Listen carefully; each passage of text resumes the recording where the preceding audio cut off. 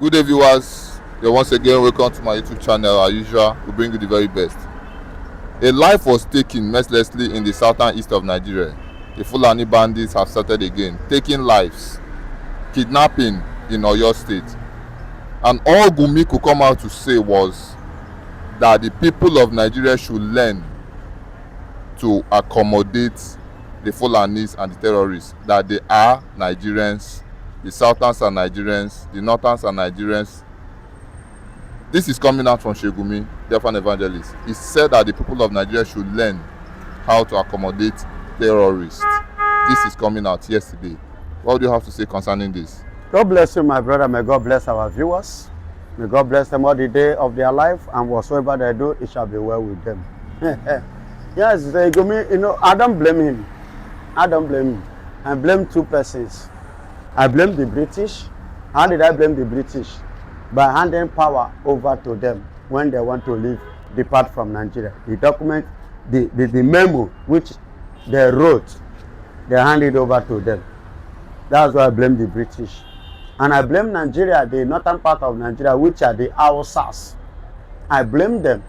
How did I blame them? I blame them in area of accommodating them, not checkmating the kind of people they are before welcoming them. Because these people, they are total strangers in 1804. Are you hearing me? In 1804 was when they migrated into Nigeria. You get the point? That was when they came into Nigeria with the name of what? Religion. And the Hausas accommodated them in the religion aspect, and which today, not knowing that they have other things in their mind, they have agenda, they have conquest. And when they succeeded in conquering the Hausas in 1815, then Usman Dafodio, who happened to be their leader, then make a move, and he was conquered. So that conquest still remained on his way to east. He was conquered. He was brought down, and that was how they killed the agendas at that time. But it have not been deleted from their mindset. So that is why I said I don't blame Sheikh Gumi. Had it been that Nigeria wake up, especially the Northerners wake up, as at the time that the Biafrans, Igbos, Ojukwu wake up, they would have understand. See, and I don't blame them. It was the British that called the coup, Biafran coup, Igbo coup, that brought hatred upon every Igbo man today in Nigeria. These are part of the things that the Igbos saw. The soldiers, the generals as at that time saw, that these people are coming with a jihadist movement. Then they rose up, Nzogu, Ifajuna, and some other Yorubas, and other military personnel, form a coup together to do what? To silence this movement. Then the British, out of their own selfish interest and hatred, they did what? They piled it up and accused the Igbos. Igbos were just two. They accused Igbos because the Igbos carry out their own activities in their various, places, while the other, like Yorubas, fail. You understand? They fail to carry out their own activities in the axis of the eastern region. You see how they now call it the Igbo coup. One day, Yoruba man was asking me how many Yoruba died in that coup. And as a result of that, they now twisted it against the Igbos. But they are part of the game plan. They are part of the people that plotted that coup. You get the point? And that is what gave the Sheikh Gumi saying what he's saying, that they are doing budget and they are not putting terrorists. They are doing budget, they are not, adding up terrorists in Nigerian budget. As if terrorists is a part of Nigeria thing. But at the same time, I don't blame him. Do you know why I don't blame him? Because Nigeria have bring themselves too low to negotiate, especially this APC government. They brought themselves too low to the level of terrorists dictating and deciding and telling them to come and negotiate. And foolishly and stupidly, they come to negotiate on a negotiating table without collecting their arms. And they pay them money, they use it to buy more arms. And I don't blame Sheikh Gumi by making this statement. You know why? It was Tinubu and the late Nigerian president, military president, what is this called? Not Yaradua.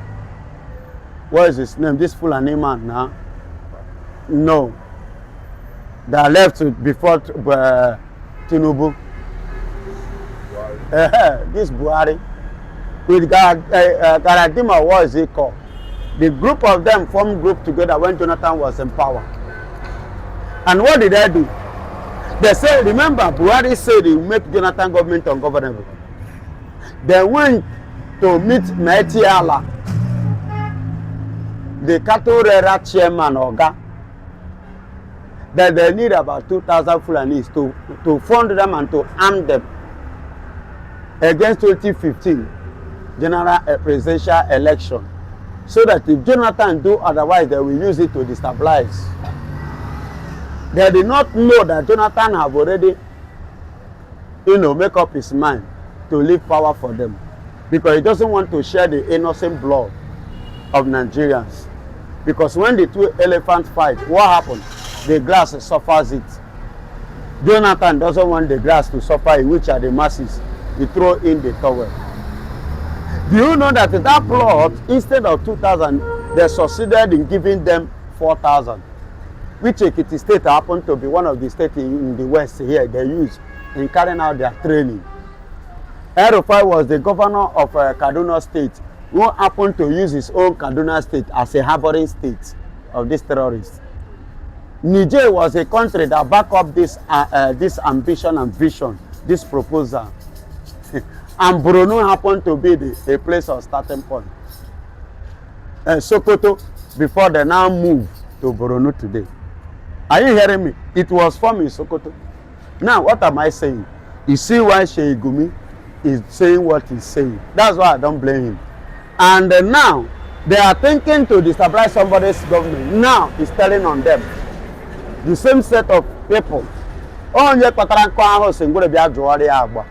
And that is what is happening to Nigeria APC, with including Bola Ahmed Tinubu. Was it not the same Bola Ahmed Tinubu that sponsored protests against Jonathan? And today, protest is going on. He doesn't want to give room for protest. And they are now using it. That's why I don't blame Sheikh Gumi. And lastly, why I don't blame him is this. He's showing and he's telling on Nigerians and he's speaking to the international world, indicating and vindicating Nigeria as a terrorist nation. Because if Nigeria is not, somebody like Sheikh Gumi will not be boldly saying this and still walk freely. And I don't blame him again, because the same government is signed police and soldier.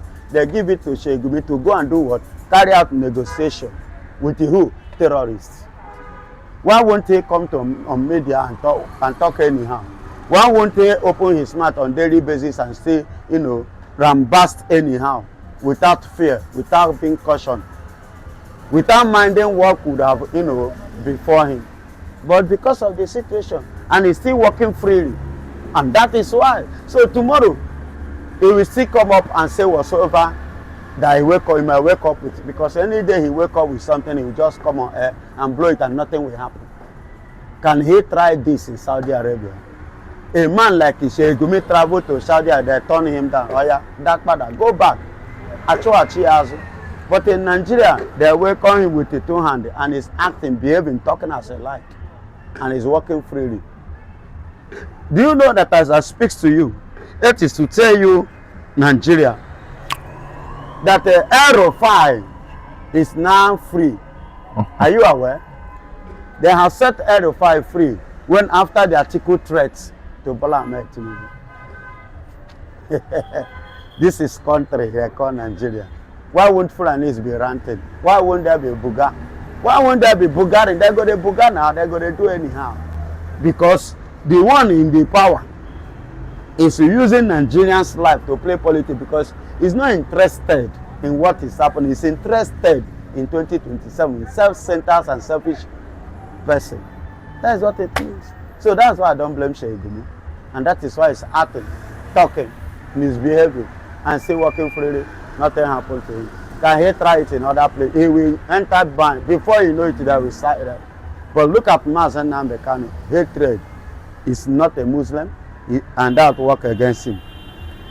He's an Igbo man, and that also work against him. He speaks truth, and that also work against him. You see why?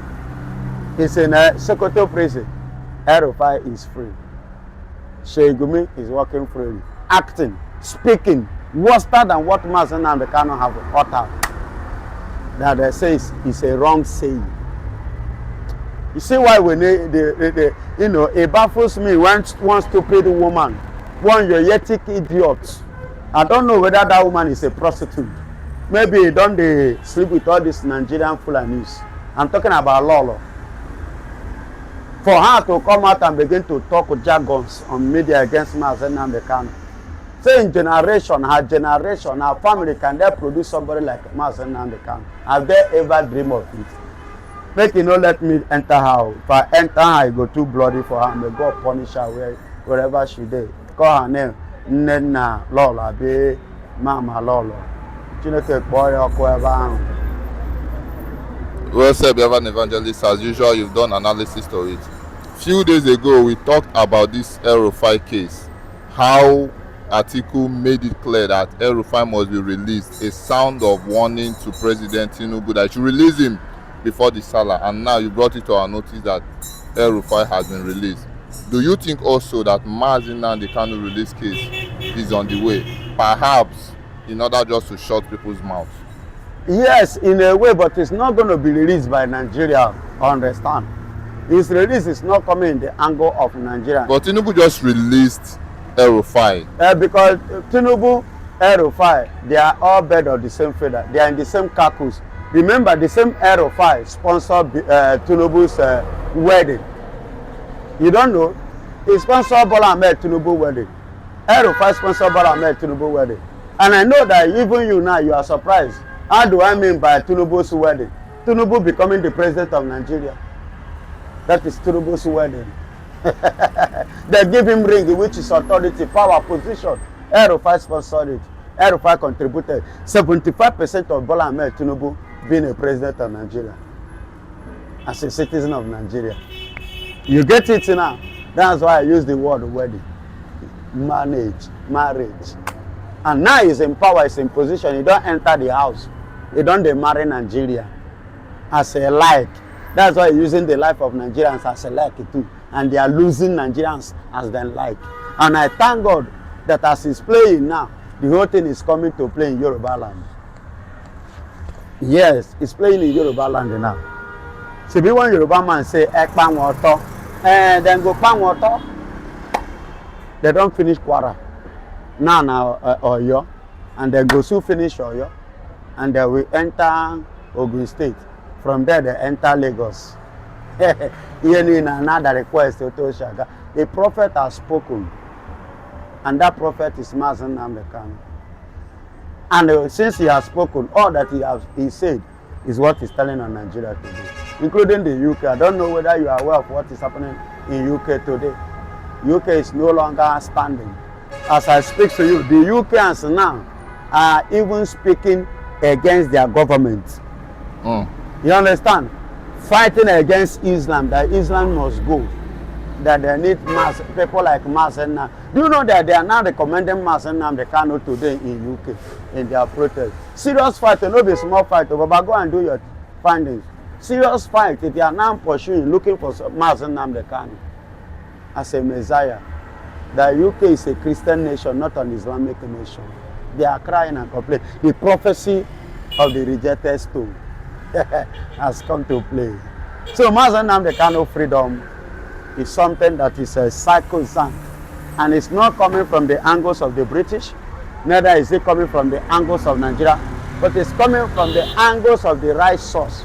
And those right source are no other people than Donald Trump Netanyahu. And you can see how he's playing in Nigeria today. You know, they have given them an option. If you cannot, with a period of time, if they cannot conduct a referendum, then they should expect Netanyahu, Donald Trump action. A few days ago, we made a post how Donald Trump posted a pastor that was crying in the grave and burying the unalive Christians that was massacred. Now, the Northerners have reacted to this heavily, especially Sheikh Gumi, condemning the interest from America, condemning it seriously that Nigeria do not need the support of Israel and America, that Turkish government is the one they need. A lot of reactions have been coming out. What is with Sheikh Gumi demanding for the Americans to end their support to Nigeria and requesting for the Turkish government every now and then? Yes. He's still crying currently. Yes, he will continue to cry, but he failed to understand one thing, that talking. You are talking about respecting a sovereignty. Are you respecting your sovereignty as a nation? No. And two, the Turkey you are crying that they should come, are they world power? No. Are they the ones financing the UN? No. Are they the ones financing the world power organization meetings and whatever? No. Mention a particular thing in the world that Turkey government is financing. Nowhere to be found. So somebody that the people that are financing it in terms of war, in terms of peace, in terms of money, in terms of food, in terms of environmental peace and unity, they are the ones speaking. So let Turkey go and sit down and let Sheikh Gumi quiet, because he really don't know who America is. As we stand now, in case you Sheikh Gumi, you don't know, America is world #1. So it's quite different from a subordinate. Where is Turkey in the world? I don't think you can count Turkey 1 to 10. They are not there in the world. So, and there are people you can't one.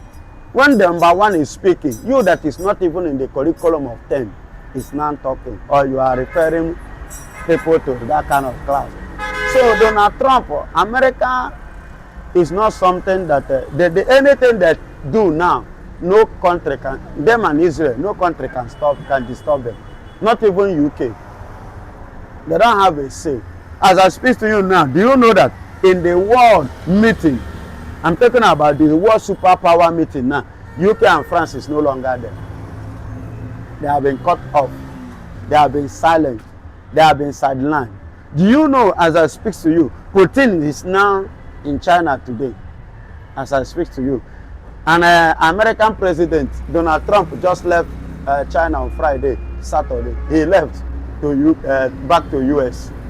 So if power now is now shifting, it has shifted, and some world powers have been silenced, like UK and France. That is to tell you, the people you are even looking at, they are nowhere to be found.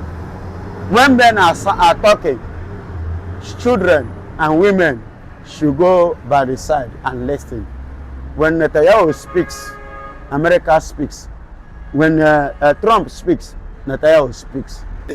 They offer Mazen they can all this offer, yet he rejected it. That means that phrase that they used to qualify Igbo people is what? Complete lie.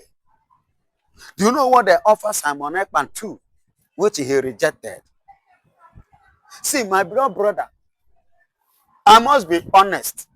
Integrity is the key and is the solution to victory. That integrity is what Nigeria is lacking. And that is why Nigeria remain where they are today. And Nigeria can never go further than where they are. Nigeria can never advance beyond the level they are today because they lack integrity. And they lack the people of integrity in the corridor of power. They lack people of integrity in the political scene. And because they lack it, that is why they will not allow anybody with a principle, or anybody that live a principled life, to rule this country. You see why they are kicking Obi? You see why they are kicking Obi here and there? Because Obi stated it and made it clear that when he gets to power, that is going to cut the salaries of these so-called politicians, governors, or whatsoever, and the senators. And moreover, those that have finished their service in the office shouldn't be paid again. You see why they don't want to be?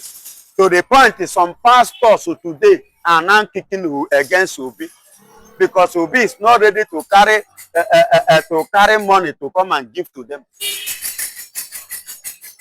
Tell me, how will a country like this grow where there is no integrity?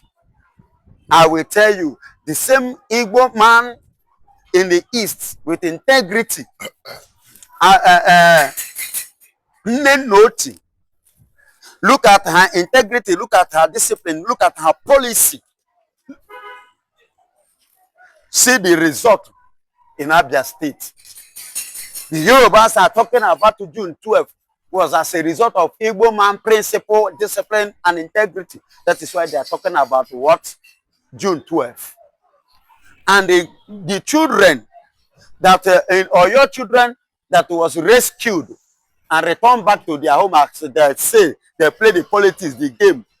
Who sacrificed himself for that is an Igbo man from Anambra State.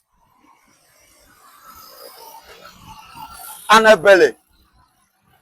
Ife. I was thinking it's Sunday Igboho. No, it was not Sunday Igboho. Sunday Igboho couldn't do it. Sunday Igboho doesn't have what it takes to rescue those children. It was an Igbo man, a military Igbo man. He's from Anambra State.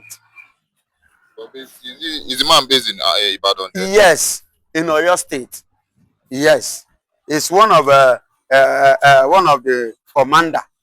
He was the one that led the troop to rescue those people. When we are talking about integrity, when we are talking about discipline, I'm telling you the contribution of people, which are the Igbos, the integrity which they have, play. That Nigeria is seeing today. They mention a Yoruba, a Fulani man that have integrity, that profits the nation. Mention one. That has profited the nation. Mention one. And somebody will be there, have audacity to castigate Igbo people. Have the audacity to speak illness of Mazen Namdekan or talk anyhow. People like Igele or the other stupid woman that are the prostitute that don't know where she came from, that have audacity to speak against Kano, to speak nonsense. Can she deny the offer 3 billion that they offered Kano and he denied it? And they increase it with Oyewe. Can she do that? And he have the audacity to talk rubbish. My beloved brother, I've never seen, not even among the pastors. So, yes, I must be honest. By the grace of God, I'm a minister of God. But not even among the ministerial aspect of it. None have not seen anyone among the ministers currently now that is asking that have the integrity of Mazen Nnamdi Kanu. The level of Mazen Nnamdi Kanu integrity. Pastors in Nigeria, I have not seen anyone with such integrity.